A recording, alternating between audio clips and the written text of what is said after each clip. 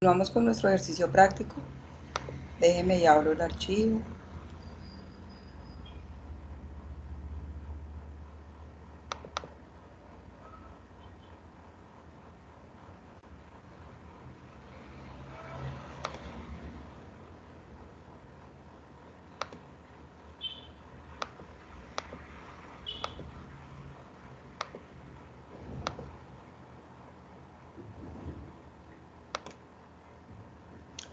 Listo, entonces yo recuerdo que íbamos por la cédula, de rentas laborales, rentas de trabajo, perdón.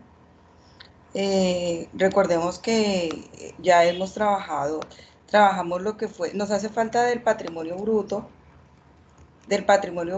pues se les dio la información acerca de el efectivo y equivalente, no reviste ningún inconveniente. Hay una cuenta por cobrar que tiene esta persona natural y que generó intereses presuntos. Ahorita cuando lleguemos a la parte de rentas de capital, entonces miramos el tema de los intereses presuntos. El señor tiene unas inversiones, ya ayer hablamos de las 3 clases de inversiones que él tiene, hablamos de reajuste fiscal, también hablamos de los activos fijos, de sus ajustes, de su valor patrimonial, y ahora pues estamos trabajando las cédulas de trabajo. Entonces recordemos que son rentas de trabajo todas las descritas en el artículo 103. Recuerden que cuando nosotros hablamos de cédula, nos estamos refiriendo a la fuente del ingreso, a la fuente de la renta de esa persona natural.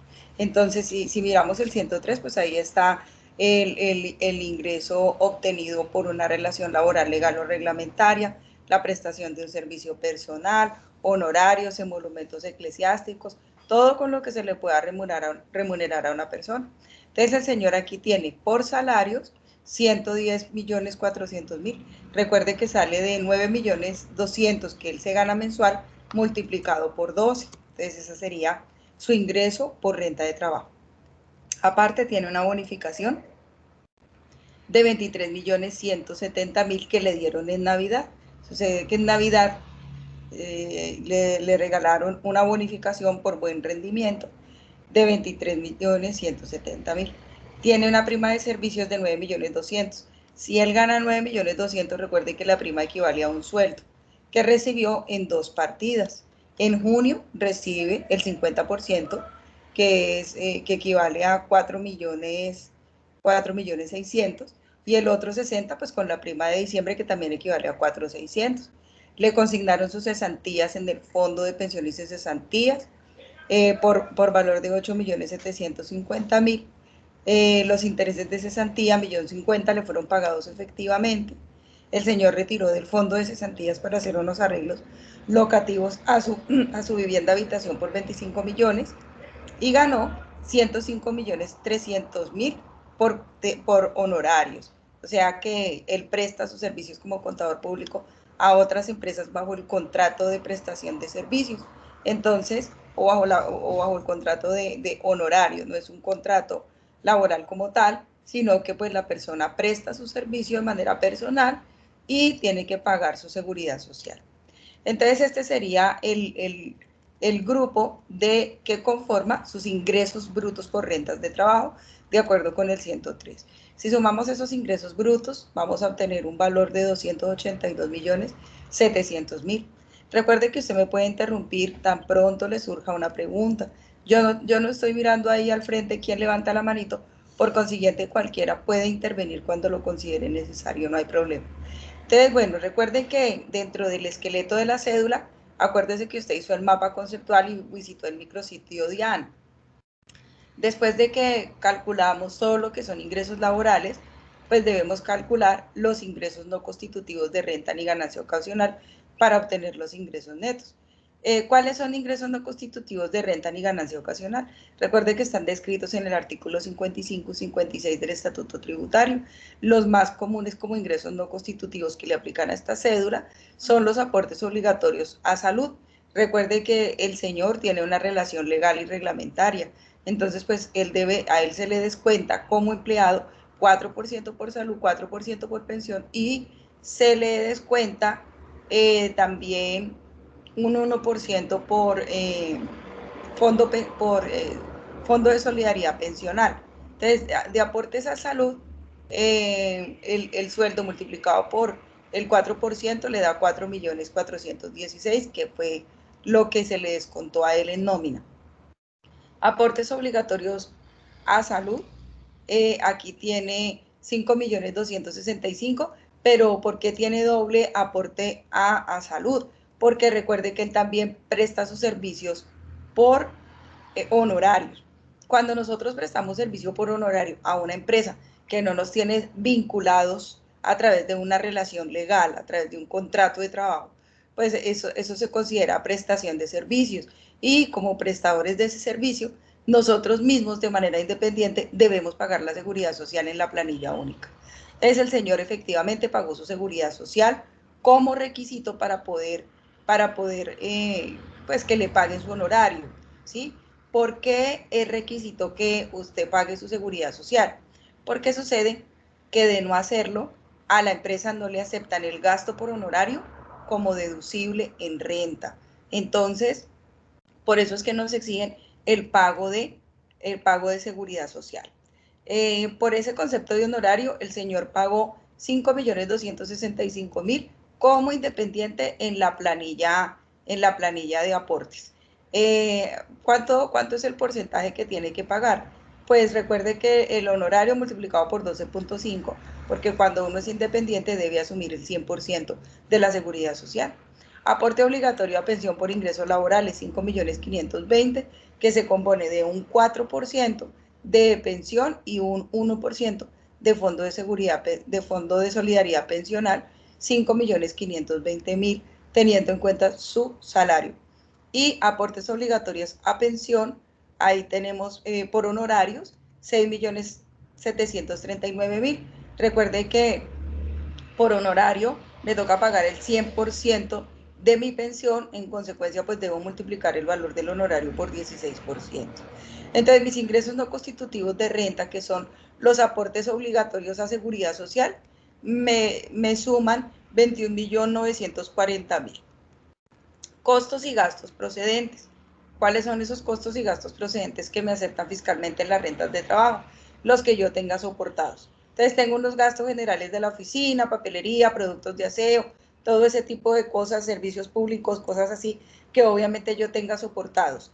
Esos gastos de oficina dan 7.030.000 pesos y están debidamente soportados. Y aparte de eso, pagué el impuesto predial de la oficina, que fue por 1.780.000. En consecuencia, este empleado tiene costos y gastos procedentes, costos y gastos deducibles por valor de 8.810.000, ¿sí? Para finalmente obtener una renta líquida por rentas de trabajo de 252.120.000. ¿De dónde sale la renta líquida? Mire su mapa conceptual, revíselo si lo tiene ahí a la mano. Recuerde que yo le indicaba que las tareas las haga en un cuaderno, de tal manera que cuando usted necesite recurrir a algún apunte, alguna cosa que usted haya hecho, las hojitas no estén sueltas, sino usted tenga todo en su cuaderno. Entonces, si usted tiene a la mano su cuaderno, donde está tomando apuntes y donde está, pues, donde tiene las diferentes actividades, observe el mapa conceptual que hizo, ¿no? Entonces, la renta líquida, ¿de dónde sale? La renta líquida sale de tomar los ingresos, restar los ingresos no constitutivos y a ese subtotal restar los costos y gastos procedentes. Ahí obtiene la renta líquida. Vamos a calcular las rentas exentas y deducciones imputables a esta cédula. Recordemos que deducciones pues son muy limitadas. Vamos a mirar a ver cuáles le aplican a este señor. Sucede que él tiene un crédito de vivienda mediante la modalidad de leasing habitacional y él pagó por ese crédito de vivienda 16.380.000 pesos de interés. De acuerdo con las deducciones, recuerde que usted tiene ahí cuáles son las deducciones permitidas, usted tiene el artículo donde están las deducciones. Dentro de las deducciones permitidas, recuerde que podemos deducir 100 VTs mensuales sobre esos intereses, para un total de 1.200 VT anuales, ¿sí? Entonces, si tomamos si tomamos el valor de la VT, que en 2019, recuerden que estamos trabajando con 2019, el valor de la VT era 34,270, si no estoy mal, 34,270, y el máximo tope son 1.200.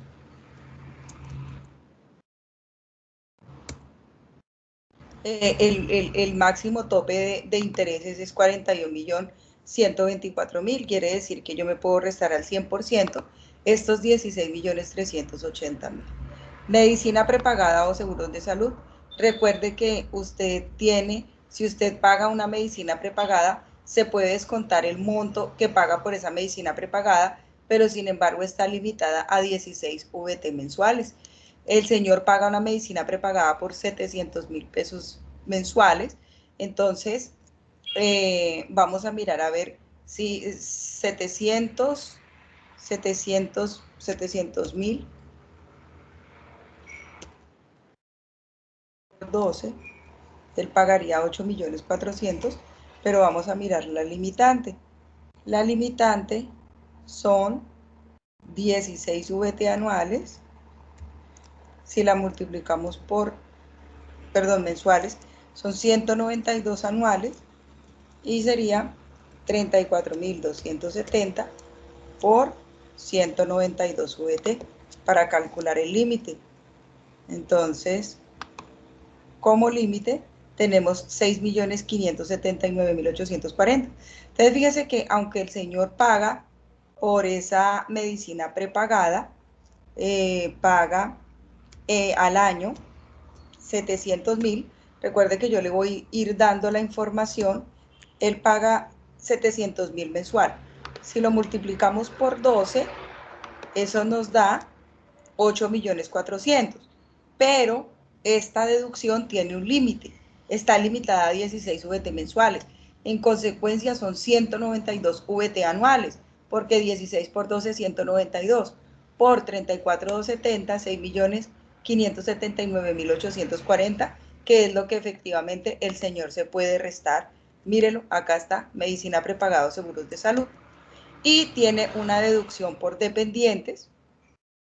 Entonces recordemos que yo puedo restarme como dependiente por hijos menores de edad. Ahí está el artículo del estatuto que indica la deducción por dependientes. Esta deducción está limitada a 32 VT mensuales, pero también el primer cálculo que hacemos es el 10% del ingreso laboral. Ese 10% no puede superar las 32 VT mensuales y en todo caso yo siempre debo tomar la menor, ¿sí?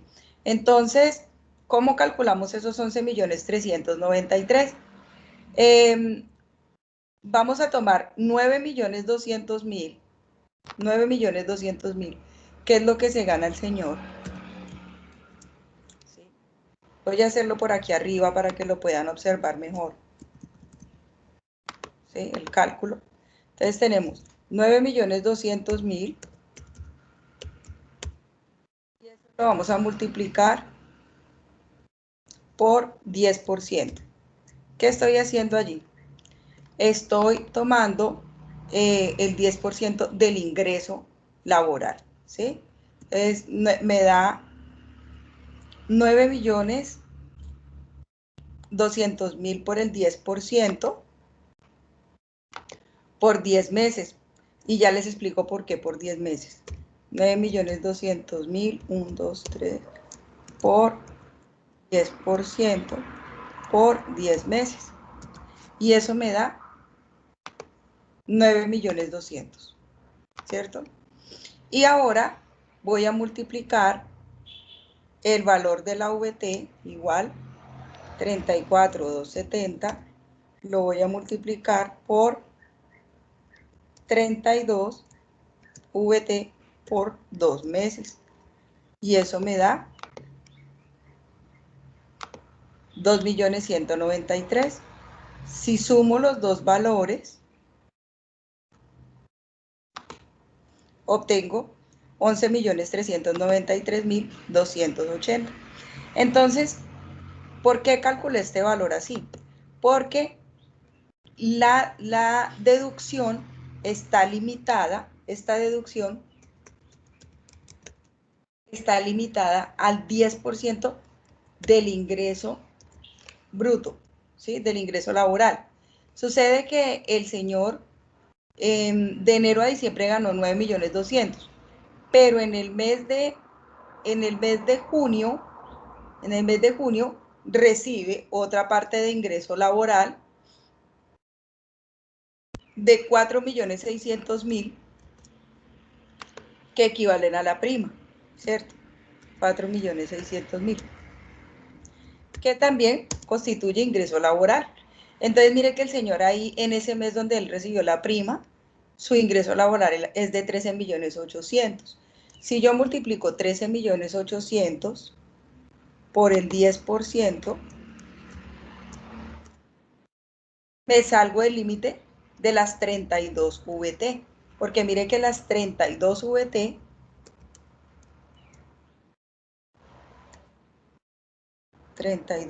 por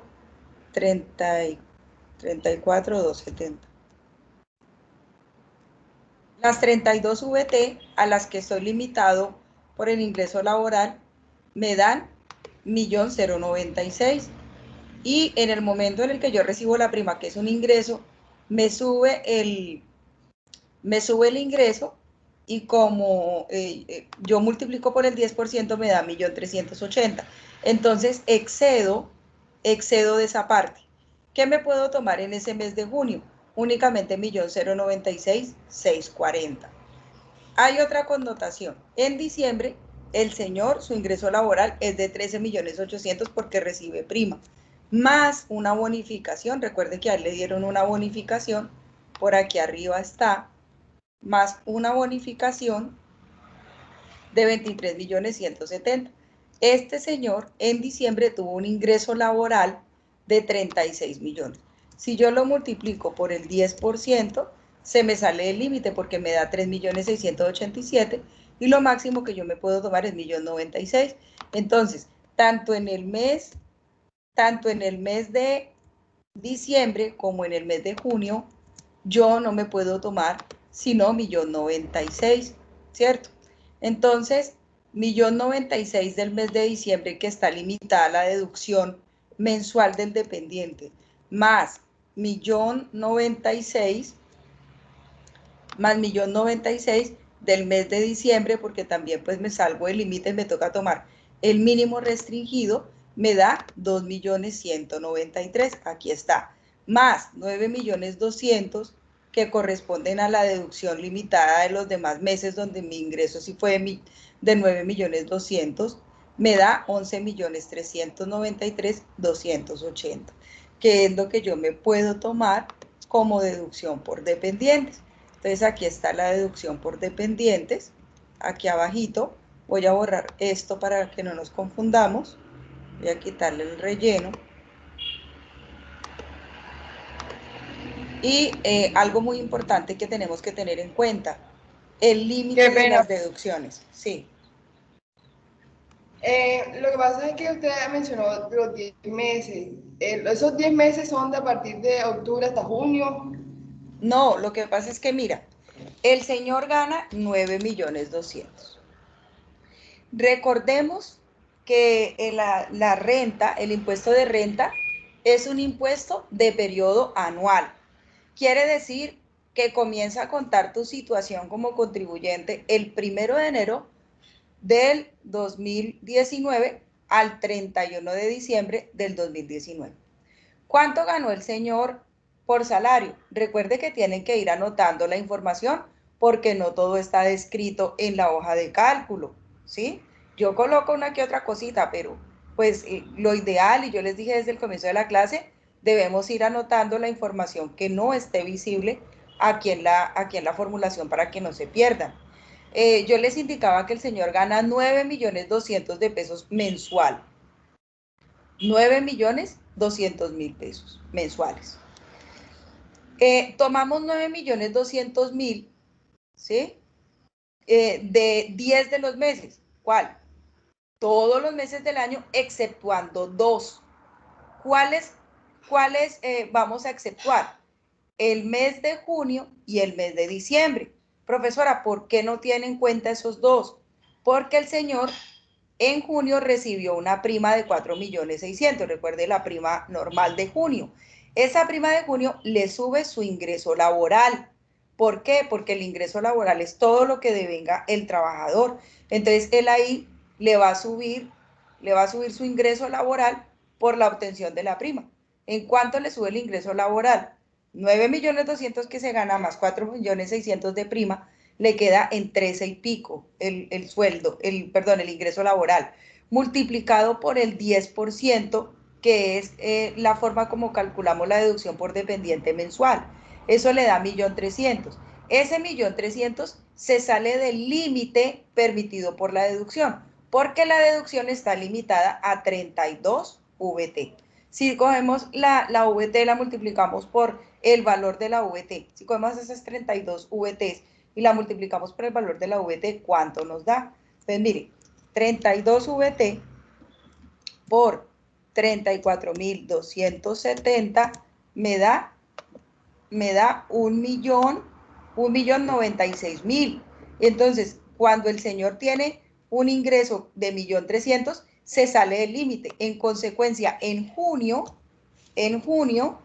como sus ingresos se salen del límite, yo me tomo el menor, ¿cierto? Sus ingresos multiplicados por el 10% se salen del límite que me pone la norma, porque los ingresos de junio multiplicados por el 10% le da 1.300.000, ¿sí? Se sale del 1.096.000, que es el techo o el límite. Entonces yo me tomo la mínima. Y en diciembre vuelve y pasa lo mismo, porque en diciembre el señor gana una bonificación de 23 millones, más los 9 millones que él gana, le queda el salario como en 30 y pico, multiplicado por 10%, le da 3 millones, y esos 3 millones se salen del límite mensual. En consecuencia, en los meses de junio y diciembre, que su ingreso laboral es más gordo, yo tengo que acogerme al límite de la deducción, y el límite de la deducción es 1.096.640. ¿Por qué? Porque si yo multiplico su ingreso laboral por el 10% estos 2 meses, se me sale del límite. Entonces me tomo 1.096.640 tanto en junio como en diciembre. Y los otros meses me tomo 9.200.000 por el 10%, que es lo que me indica la norma. Cuando yo multiplico 9.200.000, que es lo que se gana normalmente él en el mes, por 10%, ¿cuánto me da? Me da 920.000. Como los 920.000 están por debajo del techo o del límite, entonces yo me tomo me tomo 920.000 durante todos los meses del año, exceptuando junio y diciembre, que me tomo el límite máximo. No sé si comprendiste.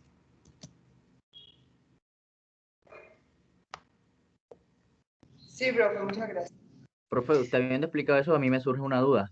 Sí. Pues para más que todo la contratación por bolsa de empleo. Usted sabe que en las bolsas de empleo no dan vacaciones. Y usted dice que en enero y en diciembre y en junio Sí. el monto es mayor. Pero resulta que usted dice que por bolsa de empleo a ti no te dan vacaciones, pero te las pagan. Eso aplicaría también en este caso. O sea, por ejemplo, que en dicho mes, por ejemplo, en marzo, te paguen esas vacaciones y eso también genera un monto superior al sueldo que usted está recibiendo. O sea, aplicaría tal cual la aplicación que usted me acaba de dar. Entonces, mijo, mira, ahí tú tienes que tener un criterio que te va a servir para toda la vida. La norma te limita los ingresos laborales. O sea, la norma dice, tome el ingreso laboral bruto y multiplíquelo por el 10%. Si tú te vas a la deducción por dependientes, vamos a leerla porque esto es importante y esto es un alivio para los dependientes, ¿cierto? Deducción por dependientes. Vamos a buscar el artículo en el estatuto tributario. Está en el 387. Ya vamos a abrirlo. Entonces, me salí del ejercicio, artículo 387. Vamos a contestarle esa pregunta desde la norma del estatuto tributario. Listo. Entonces, aquí es donde están las deducciones. Las deducciones son muy pequeñas y nosotros tenemos que aprenderlas a manejar porque en realidad es muy poco lo que nos podemos descontar.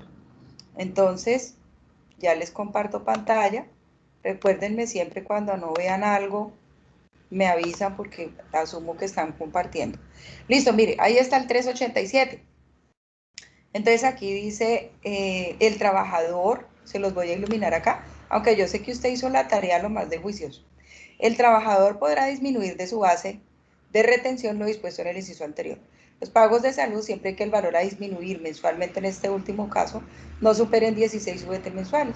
Y una deducción mensual, vamos a iluminarte lo que te interesa, y una deducción mensual hasta el 10% del total de los ingresos brutos provenientes de la relación laboral legal y reglamentaria del respectivo mes por concepto de dependientes y hasta un máximo de 32 VT mensuales.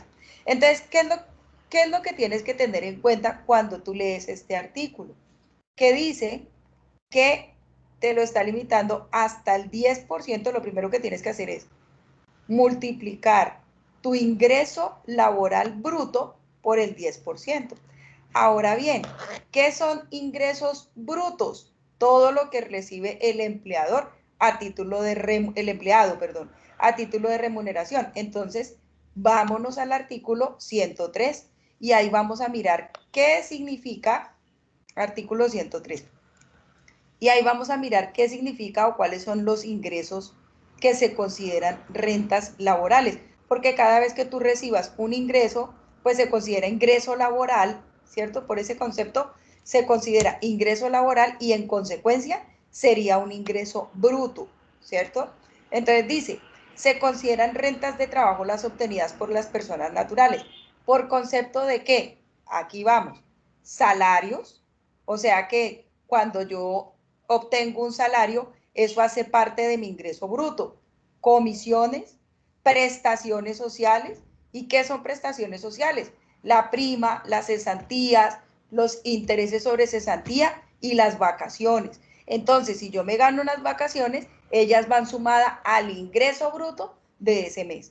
Viáticos, gastos de representación, honorarios, emolumentos eclesiásticos, compensaciones recibidas por el trabajo asociado y cooperativo y en general las compensaciones por los servicios personales. Entonces, ¿qué tenemos que nosotros manejar? Un léxico.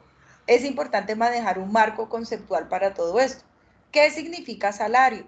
¿Salario es lo mismo que sueldo?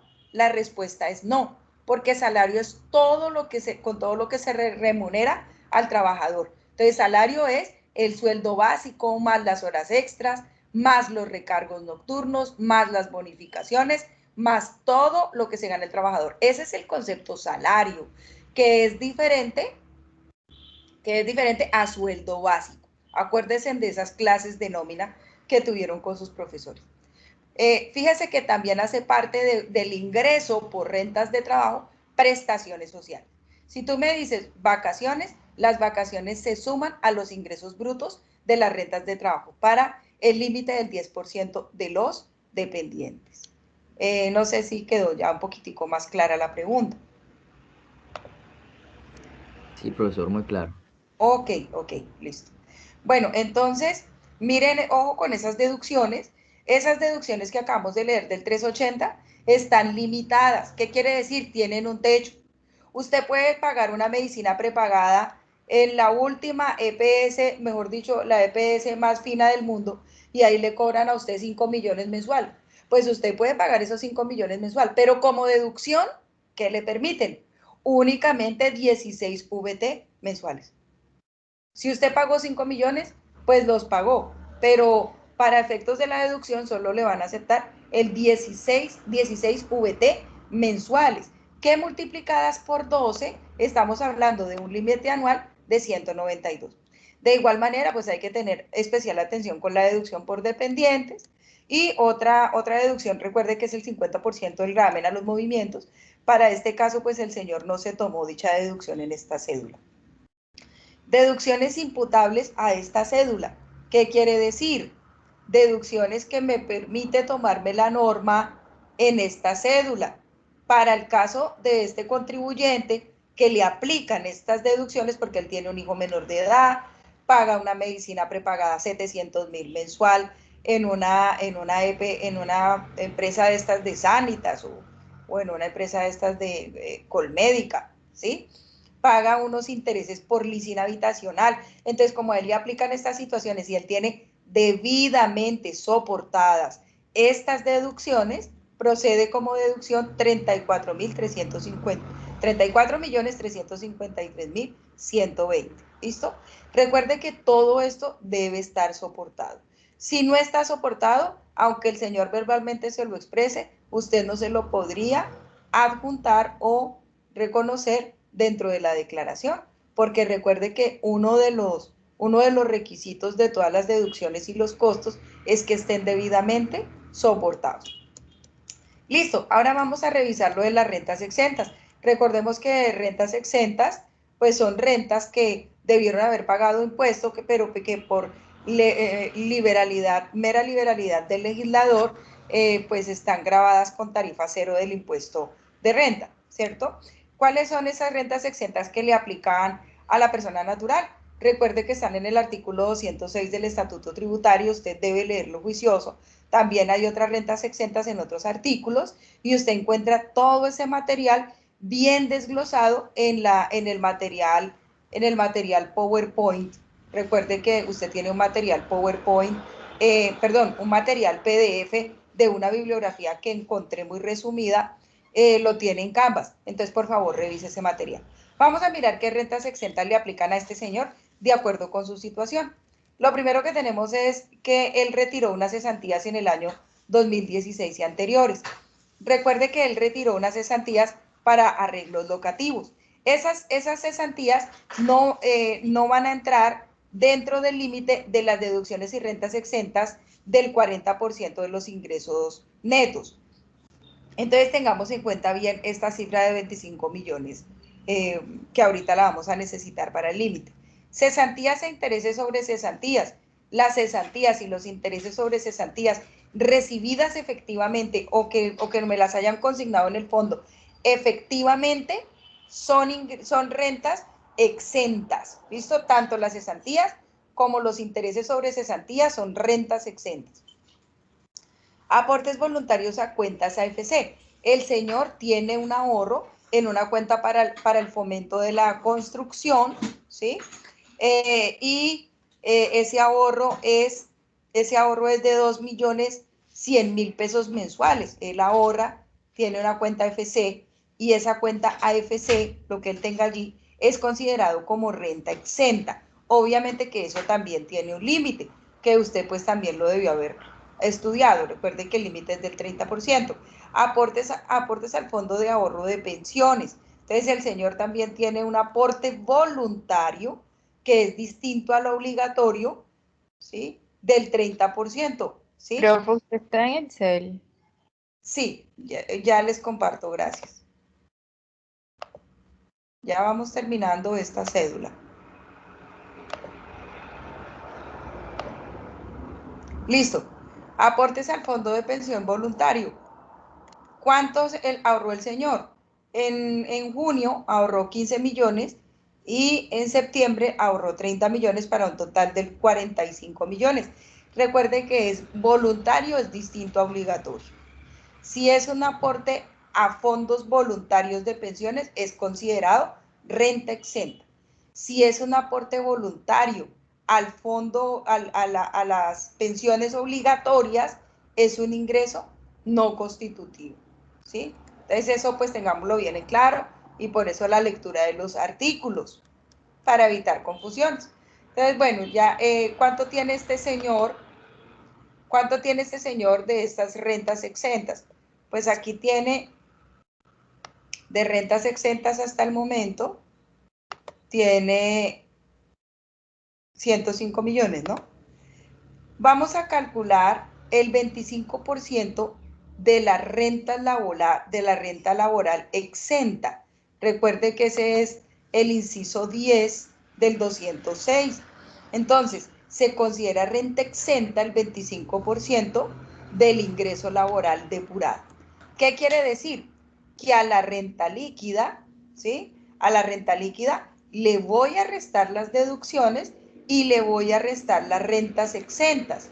Y a esa diferencia lo voy a multiplicar por el 25% que tengo de derecho como renta exenta laboral. De todo lo que usted se gana, el 25% es exento, pero primero hay que hacer una depuración, ¿cierto? Entonces, ¿qué voy a tomar? Voy a tomar la renta líquida, por aquí está, mire la renta líquida, 252.120.000. Recuerde que renta líquida se determina tomando los ingresos, restando a los ingresos brutos, los ingresos no constitutivos de renta ni ganancia ocasional y restando los costos y gastos procedentes. Ahí usted obtiene su renta líquida. La renta líquida de este señor es de 252.120, ¿sí? 252.120.000. A esa renta líquida le va a restar las deducciones, es decir, 252.120.000 menos 34 millones, y a ese subtotal le va a restar las rentas exentas, ¿sí? Entonces, ¿cuáles son las rentas exentas a que tengo derecho? Las que habíamos mencionado, ¿no? Los retiros de cesantía, aportes voluntarios a cuentas AFC y a Fondo Voluntario de Pensiones. ¿Cuánto me da ese subtotal de depurar la renta líquida? Recuerde que tomo la renta líquida, le resto las deducciones y le resto las rentas exentas. Cuando yo hago esa operación, llego a 112.766.880. ¿Qué obtuve ahí? Obtuve una base para multiplicar el 25% de la renta exenta a que tiene derecho el trabajador. Mucho cuidado con esto, porque es un alivio muy grande para el contribuyente persona natural. Recuerde que es el 25% de sus rentas depuradas o de su renta líquida depurada. Entonces, ¿cuánto me da 112.766.880 por el 25%? Me da 28.191.720. Entonces, concisamente, ¿cuáles son las rentas exentas a que tengo derecho? Entonces, las rentas exentas son las que habíamos mencionado anteriormente, ¿no? Los retiros de cesantía, aportes a AFC y aportes a pensiones, más el 25% de la renta líquida depurada, ¿cierto? Entonces, ¿cuál es el total de las rentas exentas del señor? 133.191.720. Total rentas exentas y deducciones. Recuerde que una cosa muy diferente son las deducciones, ¿sí?, de las rentas exentas. Una cosa es deducción y otra cosa es renta exenta. Son categorías distintas. Entonces, en deducciones el señor tiene 34.353.120. ¿Y cuánto tienen rentas exentas? Incluida el 25% de renta exenta laboral, 133.191.720.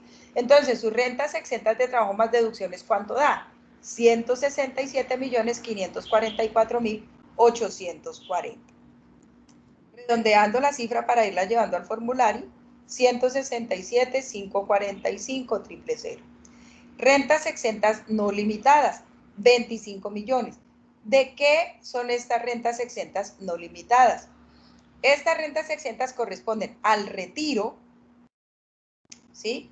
Corresponden al retiro de cesantías que el señor hizo en 2016. Estas cesantías que se retiraron de 2016 y en años atrás no son consideradas rentas exentas. ¿Listo? Perdón, no hacen parte del límite, como renta exenta. Recuerde que hay un límite del 40%, entonces estos 25 millones que se retiraron y que pertenecen a las cesantías de 2016 y anteriores no se tienen en cuenta para el límite del 40%. ¿Qué sucede? Sucede que ustedes miraron ahí en el mapa conceptual que ustedes hicieron que las rentas exentas están limitadas a un 40%, ¿cierto? Del ingreso neto. Entonces, como están limitadas al 40%, estos 25 millones no se tienen en cuenta. Rentas exentas limitadas al 40%. de cuánto fueron sus rentas exentas, ¿sí? Sus rentas exentas fueron de 133 millones, pero a eso le va a restar los 25 millones que no entran dentro del límite, porque usted los tiene aquí ya arriba. ¿Eso cuánto le da? Pues le da el total de sus rentas exentas, 25 millones más 108, le da 133, 191, 720. Esto sería lo que vamos a pasar, lo que vamos a comparar con el límite del 40%. Deducciones limitadas al 40%, 34 millones 353. Recuerden que esas deducciones estaban por aquí arriba, ¿no? Lo que es medicina prepagada, lo que son dependientes, gravamen a los movimientos financieros, lo que es intereses por leasing, intereses por créditos de vivienda, intereses por créditos hipotecarios. Listo, entonces, ¿en cuánto me queda la renta líquida de trabajo? La renta líquida de trabajo sobre la cual voy a calcular el impuesto, ¿cuál es? Pues es igual a la renta líquida menos las rentas exentas y deducciones. ¿De cuánto fue mi renta líquida? Recuerde que la renta líquida está por aquí arriba, que es igual a ¿qué? La renta líquida es igual a los ingresos brutos menos ingresos no constitutivos de renta menos costos y gastos procedentes. ¿De cuánto es la renta líquida? De 252 millones. 252 millones 120 mil. A esos 252 millones 120 mil voy a restar ¿qué? Voy a restar las rentas exentas y las deducciones, para un total de 84 millones 575 mil. Esa va a ser mi renta líquida, es decir, la base de mi impuesto. ¿Preguntas hasta aquí?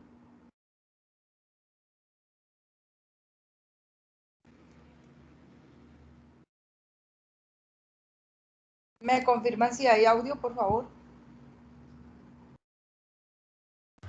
Sí, Sí, pero profe. sí. Ok, ¿ninguna pregunta? O sea, ¿todo quedó Profe, absolutamente claro? disculpe mi ignorancia. Cuando usted habla de, por ejemplo, de que todo debe estar soportado, en caso de las deducciones, ¿qué se muestra? Un papel. ¿Cuál es el soporte de las deducciones? Por ejemplo, para la medicina prepagada, esas entidades de salud dan un soporte, dan un certificado de lo que tú aportaste. Para el caso de los dependientes, pues hay una, mírate el 380 y el 386, vamos a mirar, el 387, perdón, 387, y el 387 te indica cuáles son los requisitos para esos dependientes. Vamos a mirarlo acá. Artículo 387.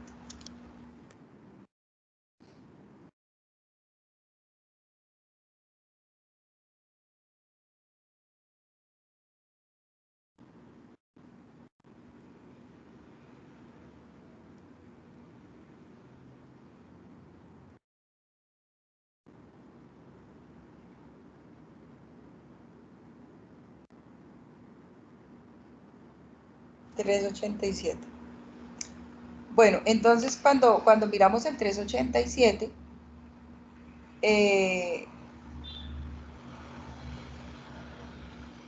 miramos, por ejemplo, para el tema de los dependientes, cuáles son esas características.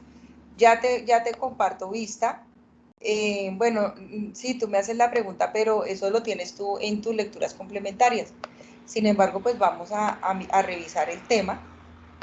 Y es que tú dices, bueno, profesora, pero ¿cómo soportamos esas deducciones? Por ejemplo, ¿cómo soporto lo de la deducción del dependiente, que por ejemplo es una cifra bastante grandecita que alivia al contribuyente?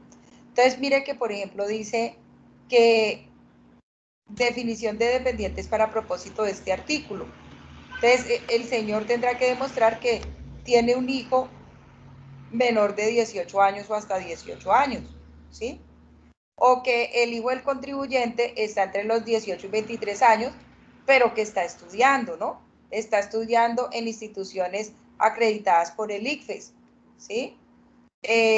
O la autoridad correspondiente o los programas técnicos de educación no formal debidamente acreditados por el Ministerio de Educación, ¿no? Entonces, esa es la condición para el dependiente. Otra condición para el dependiente es que le aceptan hijos del contribuyente mayores de 18 que se encuentren en situación de dependencia originada en factores físicos o psicológicos y que sean certificados por medicina legal, ¿sí? Entonces aquí comienzan los soportes de los que tú hablas. Si la persona, por ejemplo, tiene un hijo discapacitado mayor de 18 años, ustedes saben que pues una persona discapacitada es responsabilidad del padre. La persona natural, por ejemplo, tiene un hijo que tiene 28 años, pero está en situación de discapacidad. Esa discapacidad, para yo tomarme esa deducción por dependiente, tiene que estar certificada por medicina legal. Bueno, ¿quién más se considera dependiente? El cónyuge o compañero permanente que se encuentre en situación de dependencia por ausencia de ingresos o que sus ingresos en el año sean menores a 260 VT y estos ingresos deben ser certificados por contador público o por una dependencia que lo pueda hacer. Y todos esos certificados, por ejemplo, que la persona sea discapacitada o algo así, deben ser certificados por medicina legal. Los padres y los hermanos del contribuyente que se encuentran en situación de dependencia o que tengan ingresos menores a 260 VT deben ser certificados por contador público. Entonces, si tú ¿a quién te puedes tomar como dependiente? A un hijo menor de 18 años o a un hijo mayor de 18 años pero menor de 23 que esté estudiando todavía, o un hijo que siendo mayor de 18 años se encuentre en situación de discapacidad, o tu cónyuge si recibe 260 VT anuales. Pero entonces, ¿quién me comprueba eso a mi DIAN? Pues un certificado de contador público. Recuerden que nosotros damos fe pública. O si no es eso, sino que usted de pronto pues sostiene a sus padres o tiene algún familiar en situación de discapacidad, pues usted tiene que tener el certificado de medicina legal para que proceda esa deducción como dependiente. ¿Qué otra deducción tenemos? El tema de la medicina prepagada, ya les indiqué que pues es un certificado que da esa institución donde tenemos la medicina prepagada. Si es el 50% del gravamen a los movimientos financieros, los bancos entregan un certificado que se llama certificado tributario y ahí le certifican el valor de esa retención en la fuente a título de gravamen. Entonces usted con ese soporte puede tomarse el 50%.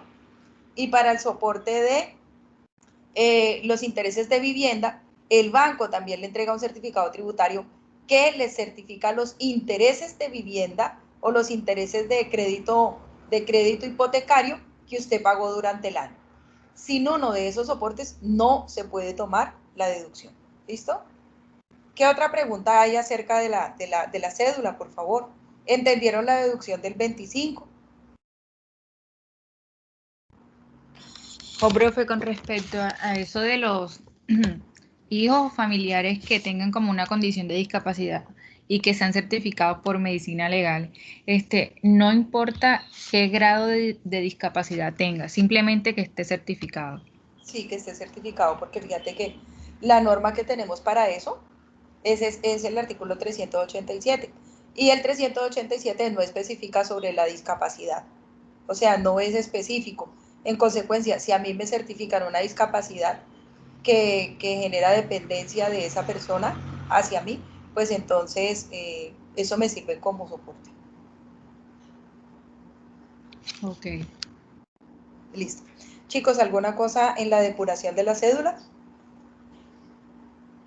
De igual manera, recuerde que usted visitó el micrositio y en el micrositio está todas las fórmulas de lo que se debe seguir. De todas maneras, era necesario que viéramos un ejemplo.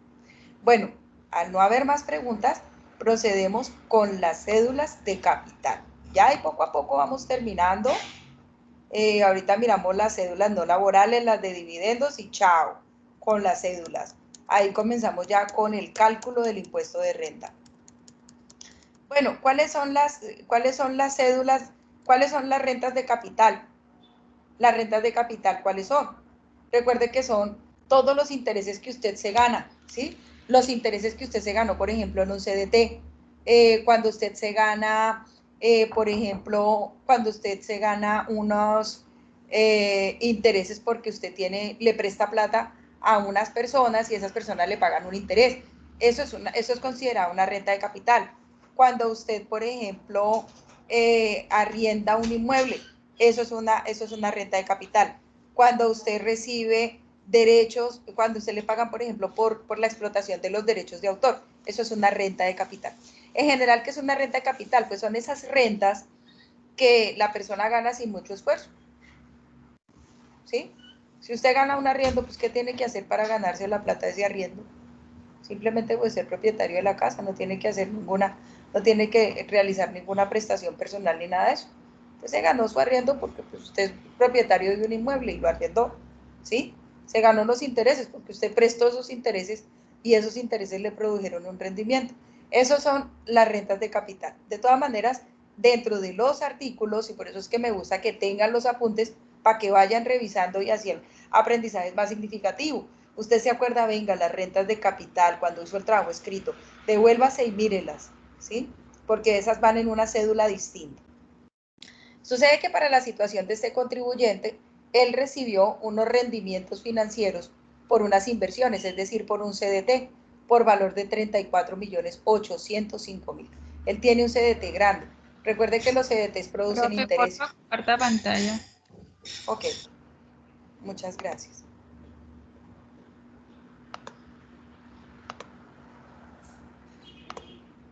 Listo, acabamos. Entonces el señor recibe unos intereses por un CDT por 34.805.000. Rendimientos presuntivos, ojo, rendimientos presuntivos, se lo voy a colocar ahí con fosforescente. Vamos a mirar aquí de dónde salen esos intereses presuntivos. Sucede que este señor le prestó a una sociedad. Él tiene una inversión en Gómez Hermanos. ¿Se acuerda ayer? ¿Cuándo fue? Bueno, el día que tuvimos clase. ¿Se acuerdan ustedes que el señor tenía inversiones en una sociedad que se llama Gómez Hermanos? Sucede que en esa misma empresa, él le hizo un préstamo a esos socios o a esa sociedad. Él les hizo un préstamo. ¿Cuánto les prestó? El 1 de abril del 2019 les prestó 86 millones de pesos. Y el 31 de julio de 2019 les volvió a prestar 33 millones de pesos, ¿cierto? El señor Armando Borges le prestó a la sociedad. De pronto la sociedad tenía un apuro, la empresa tenía un apuro, le pidieron un dinero prestado, el señor lo prestó. 1 de abril del 2019 presta 86 millones. 31 de julio del 2019 presta 33 millones. Listo. Sucede que hay unos intereses que la norma denomina intereses presuntos. Y esos intereses presuntos se calculan con una tasa de interés. ¿Quién emite la tasa de interés? La emite por decreto, ¿cierto? Por decreto la emite el Ministerio de Hacienda. ¿De cuánto fue la tasa de interés presunto para el año 2019? De 4.54%. Entonces, esa tasa de interés efectiva anual, usted no tiene por qué ir a calcularla, ni sacar TIR, ni sacar tasa de interés efectiva, ni tirar matemática financiera, no. Eso está dado por un decreto, ¿cierto? Usted solamente consulta interés presuntivo para el año 2020, por ejemplo, y ahí le va a salir el decreto y le va a especificar cuál es la tasa efectiva anual que usted va a utilizar. Entonces, para este ejemplo, para este caso, que es 2019, la vida real es que el interés presunto fue del 4.54%. Entonces, este saldo de 86 millones que prestó el señor, a 31 de diciembre no le habían pagado, o sea que el saldo de esa primera deuda era de 80.000, ¿sí? Entonces, vamos a calcular, lo que se hace es calcular la tasa de interés prorrateada de acuerdo con el tiempo. ¿Por qué? Porque yo tengo que mirar cuánto tiempo duró la deuda, ¿sí? Porque los intereses van de acuerdo al tiempo. ¿Cuánto tiempo duró la deuda a 31 de diciembre? O sea, es decir, cuánto hay de 1 de abril de 2019 a 31 de diciembre para poder calcular la tasa de interés. Bueno, chicos, son las 8 de la mañana.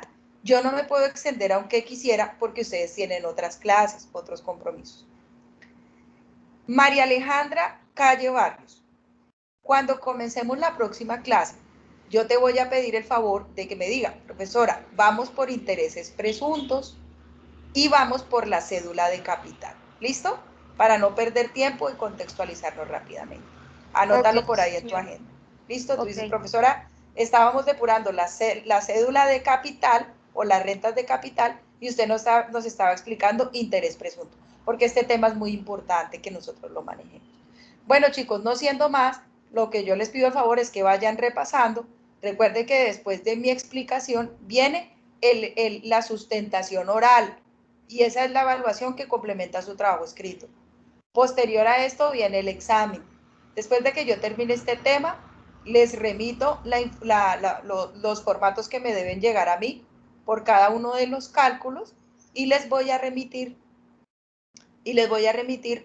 cuáles son los, digamos que los ítems que necesito que ustedes me incluyan dentro de su declaración de renta. Recuerden que esa declaración va con el nombre de cada uno de ustedes y con su información personal, ¿sí? Y yo le voy a dar unos supuestos, ¿no?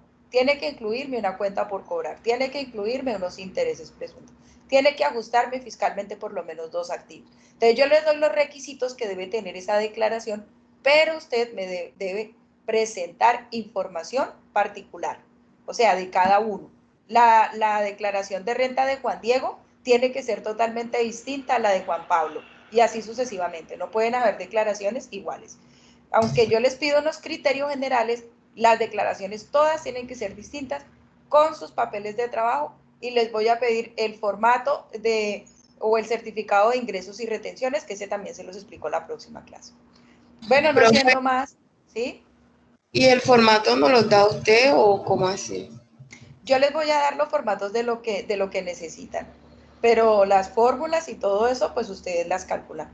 Yo le voy a dar cómo me va a entregar la información, es decir, los papeles de trabajo, los formatos, la declaración de renta, que pues tú la tienes que imprimir y diligenciar con lapicero, porque como la declaración de renta es un PDF, no puedes editarla, lo que haces es que la imprimes y la diligencias con lapicero, el 210, pero ese 210 debe ir acompañado de unos papeles de trabajo. ¿Cuáles son los papeles de trabajo? Este archivo de Excel, que yo les voy a dar el formato, pero las fórmulas usted las debe calcular. Por eso es que debe prestar atención en clase y tomar apuntes. ¿Listo? Recuerde que el ejercicio es para que usted aprenda, para que usted desarrolle pues ciertas competencias que necesita desarrollar. Las fórmulas las puede hacer en Excel, los papeles de trabajo me los haces en Excel, el 210 me lo diligencias y también el formato de ingresos y retenciones lo puedes diligenciar. Ese sí yo creo que se puede diligenciar a computador. Les voy a dar un formato que es editable para que me llenen el 210. Perdón, para que me llenen el formato de ingresos y retenciones que pues al señor le certifican por salario su empleador. Bueno, listo. No siendo más cualquier cosa, nos comunicamos por WhatsApp. Voy a dejarles algún material de lectura el fin de semana para que pues vayan leyendo. Vamos a empezar con persona jurídica después de esto. Entonces voy a irles dando un material para que juiciositos vayan leyéndome unos artículos y después de que salgamos de este corte comenzamos a trabajar jurídica. ¿Listo? Bueno, no sé si alguien tenga alguna cuestión antes de salir de la sala. ¿Alguien tenga alguna pregunta? Ok, un abrazo para todos y feliz día. Hasta luego, profe. Bueno, chicos, hasta luego.